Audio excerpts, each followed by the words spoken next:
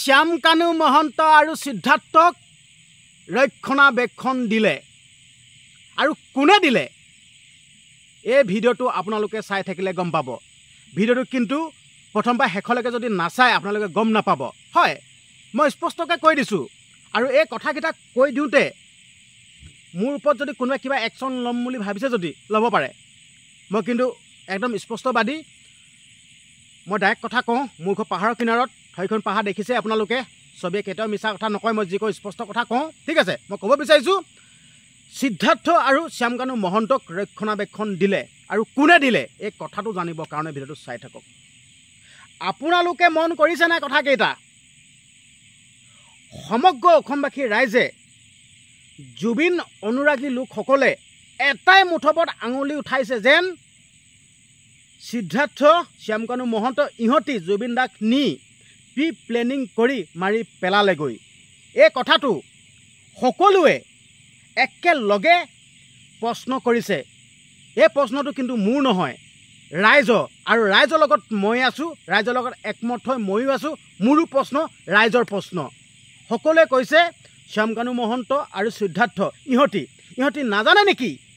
ইহঁতি নাজানে নেকি যেন জুবিন দা সুস্থ হৈ থকা নাই নেজানে নেকি ইহঁতি জুবিন দাক ছিংগাপুৰলৈ নিব লাগিছিল নে নালাগিছিল আৰু তাতকৈ এটা ডাঙৰ ৰহস্যজনক দেই গৰিমা বৌক নিনিলে কিবা ভিজা নেপালে কিবা ভিজা বাতিল হ'ল ঠিক আছে তো এইটো এটা ৰহস্যজনক ইমান কেইজন যাবলৈ পালে গৰিমা বৌক নিবৰ কাৰণে গৰিমা বৌ যাবৰ কাৰণে সেই সুবিধাকণ কৰি নিদিলে ইয়াৰ আৰু ৰহস্য কি আপোনালোকে কমেণ্ট কৰিবচোন আপোনালোকৰ মনৰ ভাৱবিলাক অতিকৈ দুখ লাগিছে শুব পৰা নাই খাব পৰা নাই কিমান দুখ লাগিছে হয়তো আপোনালোকক ভাষাৰে বুজাই ক'ব পৰা নাই এইটোৱে ক'লোঁ পৰহি কালি ঘৰত থকা নাই মই ৰাস্তাত এই পুলত চাৰিআলিত এনেকৈ পৰি আছোঁ আপোনালোকে বিশ্বাস নকৰিব এইখিনি কথা বাৰু কৈ দিয়া কথাও নহয়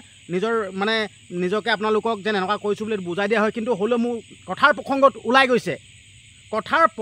ওলাই গৈছে মানে এইটোৱে ক'লোঁ মুঠৰ ওপৰত তদন্ত হ'ব লাগিব আৰু এই যেন মই আপোনালোকক ষ্টাৰ্টিঙতে ক'লোঁ শ্যামকানু মহন্ত আৰু সিদ্ধাৰ্থক যেন ৰক্ষণাবেক্ষণ দিছে কেনেকৈ দিছে মন কৰিব আচলতে ছিংগাপুৰৰ পৰা জুবিন দা নশ্বৰ দেহৰ লগত সিহঁতি আহিল সিহঁতি ক'ত নামি আহিল ক'ত থাকিল এইটো এটা ৰহস্যজনক সিহঁতক কোনোবাই ইয়াতে থাক বুলি ৰক্ষণাবেক্ষণ দিছে যদি তহঁতৰ যদি একো ভুলেই নাই তহঁতি যদি একো ভুলে কাম কৰা নাই কিয় জুবিন দাৰ লগত অহা নাই জুবিন দা নশ্বৰ দেহৰ কাষত কিয় থিয় হোৱা নাই কিয় খাৰা হোৱা নাই কিয় হা তহঁতি নিজৰ ভুলটো উপলব্ধি কৰিছ হা যদি মোৰ গাত যদি একো ভুলেই নাথাকে মই কালে ভয় কৰিম মই কালৈ ভয় নকৰোঁ কাৰণ কেলৈ মই একো ভুলেই কৰা নাই তহঁতি ভুল কৰিছ ভুলটো বুজি পাইছ আৰু তহঁতি ভৰি দিছা না ঠিক আছে তহঁতি ভৰি দিছা তহঁতি ইয়ালৈ আহিছা তহঁতক কি কৰিব ৰাইজে কি কৰিব চাই ল না এইবাৰ বিহু পাতিবি দেই এইবাৰ বিহু পাতিবি ঠিক আছে ফেষ্টিভেল পাতিবি এইবাৰ পাতিবি তহঁতি সঁচাকৈ মই বুজি পোৱা নাই এজন ইমান সকলোৰে বাবে সাৰ্থক ভগৱান এই মানুহজনক ইহঁতি নিলে নি পিনে ল'ৰা ধেমালি কৰালেগে সাগৰৰ পাৰত সাঁতোৰা চাগে এইটো কেনেকুৱা ডাঙৰ কথা হে ইমান এটা ব্ৰেণ্ড হয় জুবিন দা বুলি ক'লে এটা ব্ৰেণ্ড হয় সেই এটা ব্ৰেণ্ড থকা মানুহজনক নি কেনেকুৱা কৰি পেলাই চাগে চাওকচোন বাৰু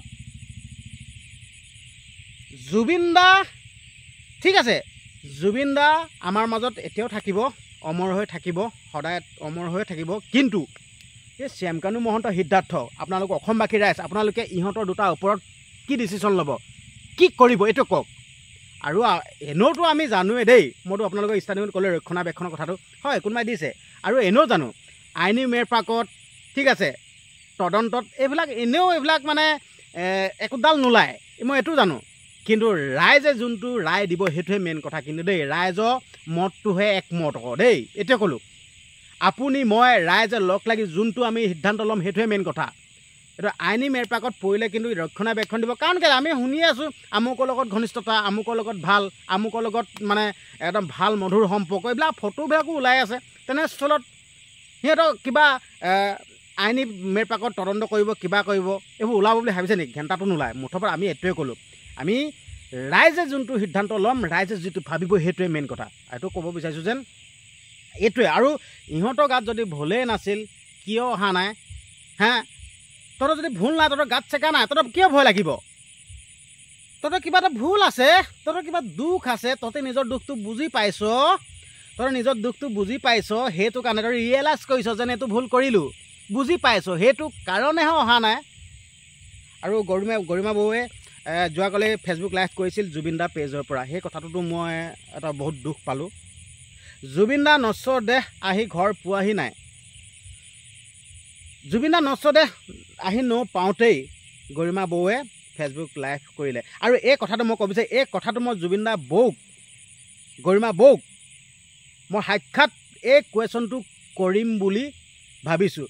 কিন্তু এই মুহূৰ্তত মই ডাইৰেক্ট প্ৰশ্ন কৰিলোঁ হয়, সাক্ষাৎ যেন আপুনি যেন এই সিদ্ধাৰ্থ বোলাটোক ৰক্ষণাবেক্ষণ দিছে কিয়?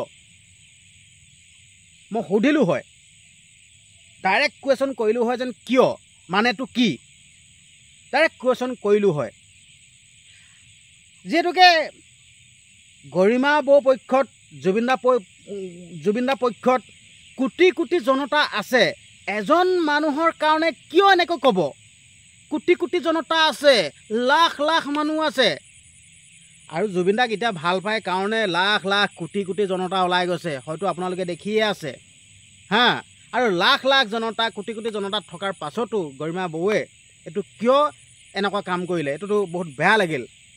সময় থাকে আৰু মানি লৈছোঁ গৰিমা বৌৱে যোনকেইটা কথা কৈছে বা এইটো হেৰি কথা কৈছে, কিন্তু এইটো সময়ত সেইবিলাক কোৱাটো ভাল নাছিল। কাৰণ কেলৈ আমাৰ নিজৰ ঘৰতে যদি কিবা এটা কাণ্ড হৈ যায়, আমি কিমান টেনশ্যনত থাকোঁ, কিমান দুখত থাকোঁ, মেণ্টেলিটি মানে মাইণ্ডটো কি হৈ থাকে নিজে নাজানো। কিন্তু গৰিমা বৌৱে ইমান ধৈৰ্য ধৰি এই কথাখিনি কৈছে। আৰু ধন্যবাদ জনাইছোঁ বাৰু, কাৰণ কেলৈ নিজৰ ধৈৰ্য শক্তিটো ৰাখিছে, এইটো গৰিমা বৌক ধন্যবাদ জনাইছোঁ। কিন্তু হ'লেও এই বস্তুটো মানে কৰিব নোৱাৰে বুলি মোৰ তাৰমানে মনটোৱে কয় না। কাৰণ কেলৈ আমি জুবিন দাৰ কাৰণে আমি পাগল হৈ আছোঁ, জুবিন দাৰ কাৰণে আমি চিঞৰি আছোঁ, জুবিন দা অমৰ হওক কৈ আছোঁ, কান্দি আছোঁ, ঠিক আছে। তেনেস্থলত আমাৰতো কিছুমান কাম কৰিবলৈ মন যোৱা নাই, আমি বাদ দিছোঁ কাম কৰি দিবলৈ। মই যোৱাকালিতো জুবিন দাৰ কাৰণে গোটেই চিঞৰি গোটেই ঘূৰি ফুৰিছোঁ হয়, শুব পৰা নাই। আজিও সেই একে শুব নোৱাৰোঁ, ঠিক আছে। আমি তাত যাম বুলি ভাবিছিলোঁ, কিন্তু যাবলৈ আমাৰ, কাৰণ দেখিছে পাহাৰ হয়, এইখনে লাষ্ট পাহাৰ। আমি একেবাৰে সীমান্তৱৰ্তী অঞ্চলত থকা মানুহ, ঠিক আছে। ইয়াৰ পৰা তালৈ যাবলৈ বহুত প্ৰব্লেম হৈ যায়। যাবৰ কাৰণেও আমি এইটো যোজা চলাইছিলোঁ, কিন্তু যাব নোৱাৰিলোঁ। কিন্তু সেইটো কাৰণে আৰু আমি এটা কথা ক'ব বিচাৰিছোঁ যেন জুবিন দা যোৰহাটলৈ এবাৰ আনকচোন। এইটো হিমন্ত বিশ্ব শৰ্মা ডাঙৰীয়াদেৱকো অনুৰোধ কৰিছোঁ, এবাৰ আনকচোন, আমি ওচৰৰ পৰা এবাৰ চাওঁচোন। জীৱিত কালততো আমি জুবিন দাক ওচৰৰ পৰা দেখাই নাপালোঁ, বিশেষকৈ মই নাপালোঁ। মোৰ দৰে এনেদৰে বহুতো আছে ন লোক দেখা নোপোৱা।